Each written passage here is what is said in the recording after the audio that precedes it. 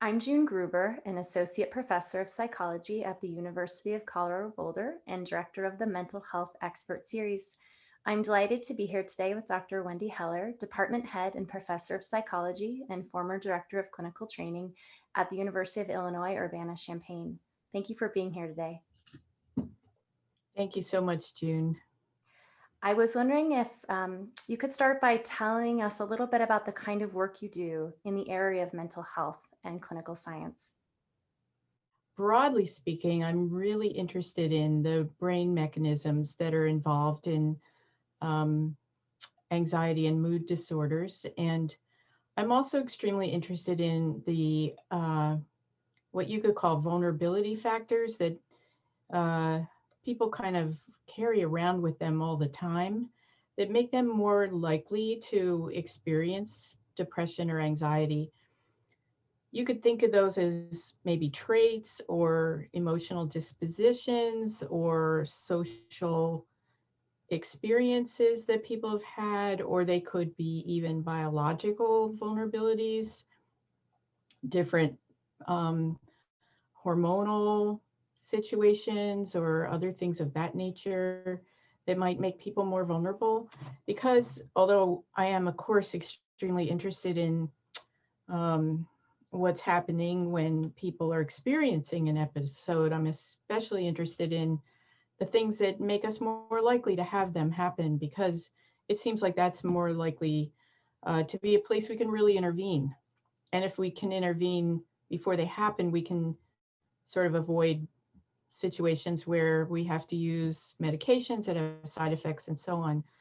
So most of my research is focused on understanding either personality factors or neuropsychological profiles. For example, people who might have certain types of cognitive abilities or a lack thereof that might make them more susceptible to anxiety or depression.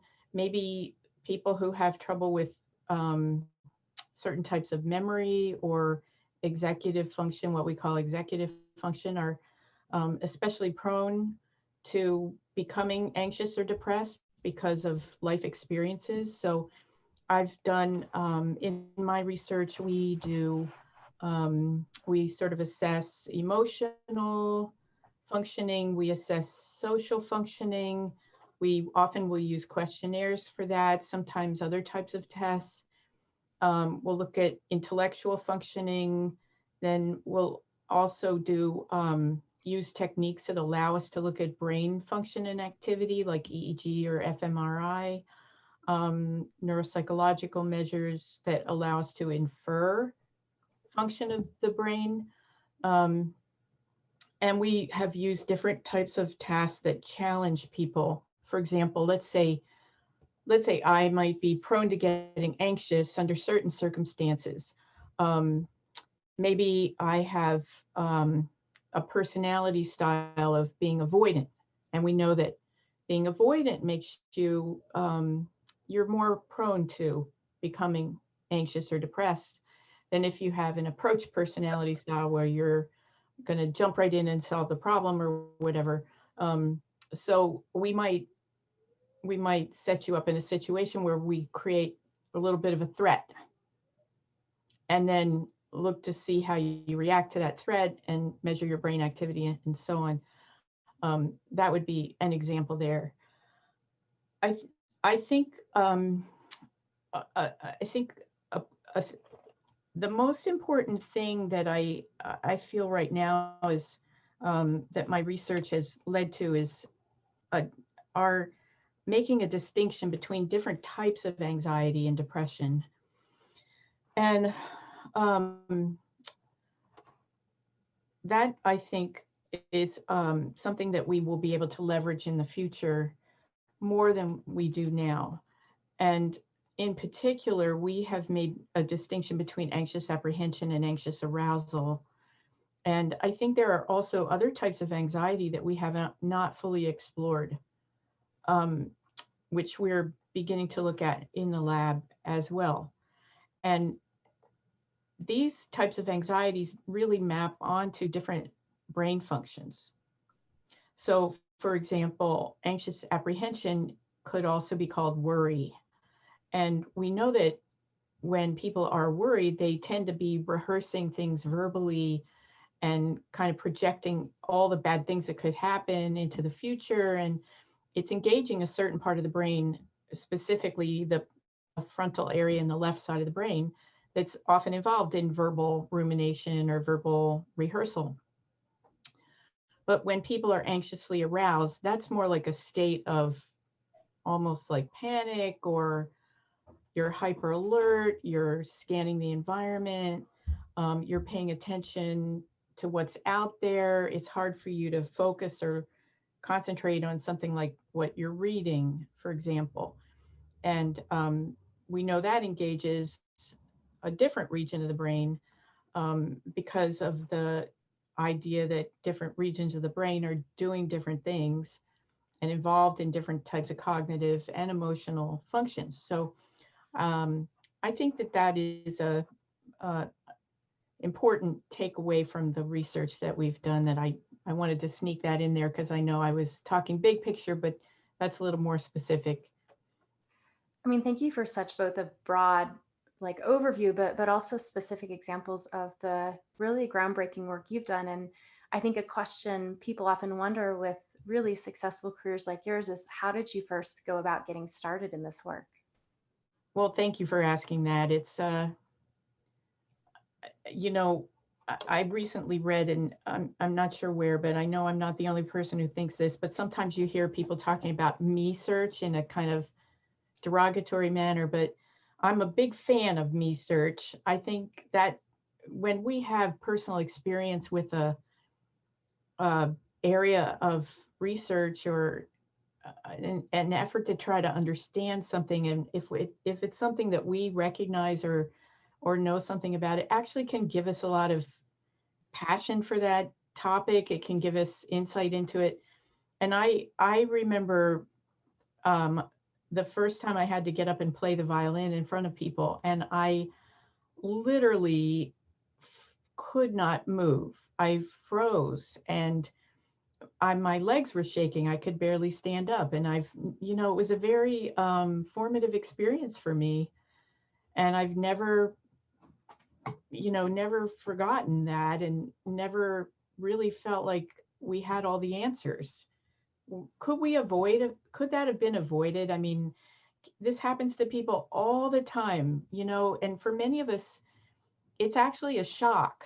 We didn't know that was going to happen to us when we got up in front of people, and the first time we were going to give a speech, or um, make an announcement, or just as an example of a classic type of performance anxiety, which is speaking in front of people, right? We leverage that in psychology experiments a lot, but we we're taken aback when we stand up there, and all of a sudden it's like, oh my God, I'm gonna fall over right now. And if you could have been more prepared, or what is it that makes some of us prone to that? I don't know. I still don't. I have a few ideas now, more than I did before, but um, there's still a lot of questions to be answered. I appreciate you sharing the personal experience because I think you're right. The me search part need not be something that is frowned upon. That's something that can be really powerful and a catalyst for the most important questions if we know a phenomena well. And I mean, starting from kind of first person experience as kind of the catalyst for thinking about how to approach that scientifically along the way in your career, what have been some memorable frustrations as well as successes you've been able to savor? I would say that those frustrations there, I can easily point to a few major frustrations, and um, I also can say that they were the source of breakthroughs for me. Um, Early on, the first had to do with a struggle I was having, where we simply could not find a consistent pattern for brain activity during anxiety and depression. And we were getting very inconsistent results. And it finally forced me to realize that people were not distinguishing depression and the types of anxiety. And that because we weren't doing that, remember I mentioned a minute ago, you had one was sort of associated with more left hemisphere and one with more right hemisphere, very broadly speaking. But neuroimaging studies, neuropsychological studies, if you don't sort of separate out those two types of anxieties, you get mush, basically. And so there were a number of, I published at least one paper that now I would have to go back and say, that is really not giving us, I'm not going to say downright it was wrong, but it wasn't exactly wrong, but it was nowhere near adequately explained by the conceptions we had at the time. So that was the first time that happened, I was in grad school, and you're not as confident in grad school, and it was really probably cost me 6 months to a year of my life trying to figure out, well, how am I going to make sense of these patterns? And eventually, it fell into place, often almost serendipitously, by some wonderful person handing me a paper and saying, I heard you talking about X the other day here. And it's like, once you have that key, then everything falls into place. So, but yeah, it's not easy when you get stalled like that, even though it can lead to such insight. Thank you for sharing frustrations as like both as impediment at the time, but as you're saying, they can really spring forward like a whole program of questions and studies. Yeah. Um, which reminds me about your successes that you've been able to savor. I'd love to hear more. I hadn't really thought about how I would answer that question, but something that does come to mind is I sort of for a while resisted getting caught up in the fMRI sort of research craze back in the early 90s. I was by training an experimental neuropsychologist. And I had this model of different types of anxiety, and we were, looking at it with EEG and various other methodologies. And we finally did a study where we used fMRI with Rebecca Compton, who was a wonderful postdoc at the time. And Becky brought me or showed me the images, the first fMRI images that she had processed. And I, to this day, can remember the thrill of seeing that swath of brain activity cutting across right hemisphere brain regions for anxious arousal. And it was just one of those moments you're like, wow, that is too cool. That's a really beautiful moment. Like, and to have that peak moment of, when everything kind of just, as you said, kind of came to life in science in a way. Mm-hmm. Looking ahead in the field, of anxiety, but, perhaps more generally, what do you see as some of the most important next steps? I would have a number of, let's see, let me first say that I really want to spend more time really focusing on the distinctions between types of anxieties. I feel it has been underappreciated, and that's partly why I pushed it when we first started talking, because I've got this little mission now in my mind that I haven't done enough to get the word out that we need to pay attention to it. I think it needs to be represented in RDoC. It needs to be represented in just taken more for granted by people all over the country, maybe all over the world, who are studying anxiety. So it's old, but it's new, right? I've been doing it for 20 plus years, but it's not where it needs to be. The second thing is, of course, I can't miss an opportunity to say that we really need to do a better job of addressing members of underrepresented groups, and diverse populations in our research. And June, you know, from work we've done together, that that's a priority for me.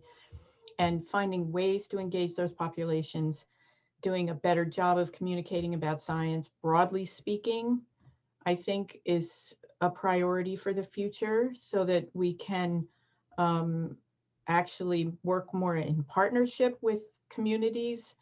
I think those are critically important next steps that have to be addressed. So along those lines, and your theme about communicating science more generally, what advice would you have for others who may be watching this interview today and may be interested in the field? I'm not exactly sure who the audience is that you're asking about, because I think that advice would have to change as a function of the audience. I think that in general, we academics need to learn to be better about communicating with the public.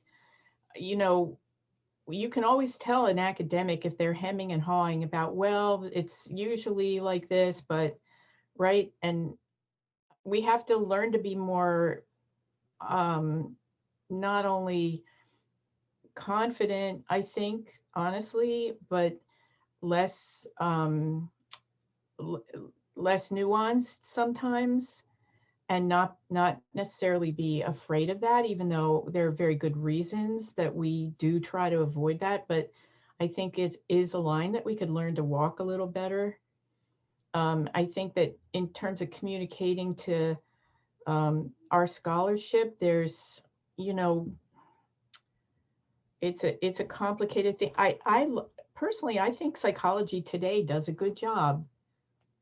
I love reading articles in that magazine, and I recommend it. And I think it would be nice to have more publications that are smart and engaging, but do, you know, are correct in have the capability of representing the work accurately, but also have a better sense of, you know, how do you talk to people. I had a wonderful opportunity. I'll just say this real quick. The New York, I wasn't planning on mentioning this, so I can't even remember exactly. It was the New York Academy of Sciences, I think, their journal. Um, they had me work with an editor, and I'll never forget that. That editor was so brilliant and helped me read. I wrote this normal, typical, you know, academic type article, and he sat down with me and it took a while too, because and it when I now still have that article. It was published like 30 years ago, but I look at it, it's like, this is so beautifully written. I'm so proud of it, even though I can't really claim all the credit at all. But it's like, you know, books that have really good editors, science oriented books, and it makes it a wonderful thing to read. And most of us can't really write like that. We're not trained to write like that. So I don't know what the solution is. Maybe I should start a public writing course for academics in my department. That'd be cool, wouldn't it? That'd be amazing. I certainly know a lot of students too want to feel like they're connected with the real world, and Yeah. training people from early in their careers and those further along, everyone could benefit. Yeah. Hmm. Well, thank you. I came out of this with a new idea. Thank you so much for speaking today, Wendy. Really appreciate it. You're welcome. Thank you for having me. I really appreciate that.